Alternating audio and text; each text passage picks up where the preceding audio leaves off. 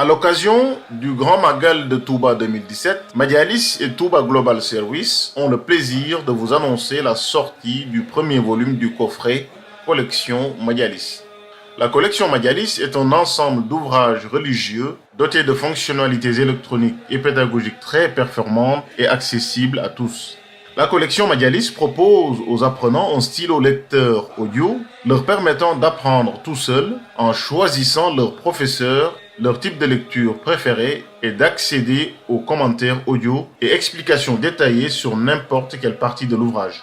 Ce dispositif technique, basé sur la même technologie que le Coran digital, leur permet de maîtriser tout seul, de même que leurs enfants, sans bouger de chez eux, les bases de leur religion selon le rythme le mieux adapté. Ce premier volume de la collection Majalis porte sur des ouvrages didactiques et poèmes du grand maître soufi sénégalais, Cheikh Ahmadou Bamba, sur sa biographie et sur son message de paix, en plus d'autres ouvrages éducatifs.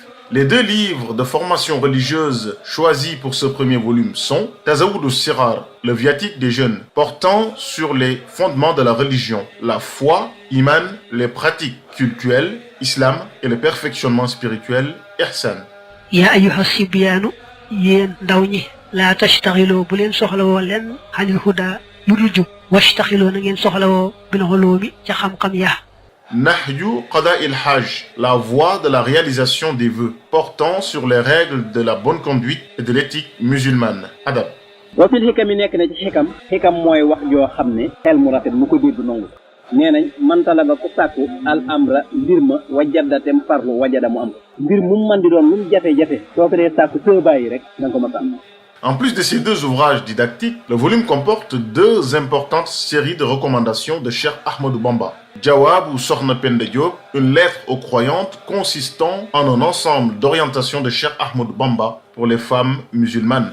Kun Katiman, sois digne, qui est une courte série de recommandations très importantes à l'adresse des jeunes. Sachez qu'avoir une vaste érudition sans lui concilier la politesse mène vers le péril et la peine. Pour enrichir cette première collection, des qasidas et poèmes éducatifs y ont été également intégrés. Asiru Ma'al Abrari, j'ai cheminé avec les vertueux, un poème d'engagement spirituel composé par Cheikh Ahmadou Bamba durant son voyage vers l'exil. asiru danaa dox ci sama ruux ak ci sama baatin mahal abrari ànd ak gaa yu baax yi te mooy ahlu badar.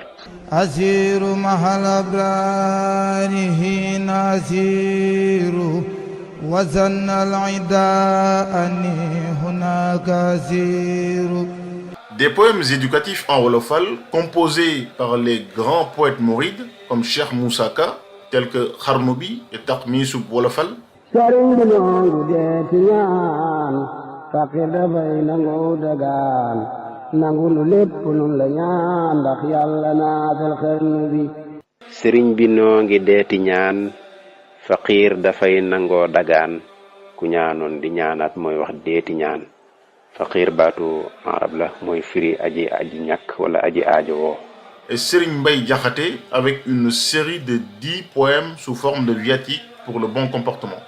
aduna moo mana nax ndaw nax na jópp ku xam ña dooni buur ak i baadooloote sax anañu.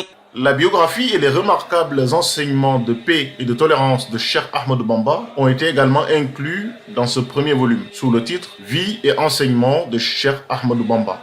Pour faciliter l'acquisition des enseignements contenus dans ces ouvrages, 2 modules de révision dénommés Cyberdara ont été intégrés dans ce volume.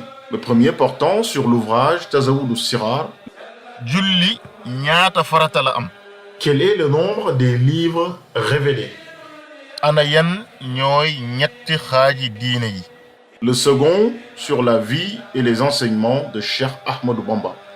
Ci man at le Cheikh Ahmadou Bamba ganee àdduna.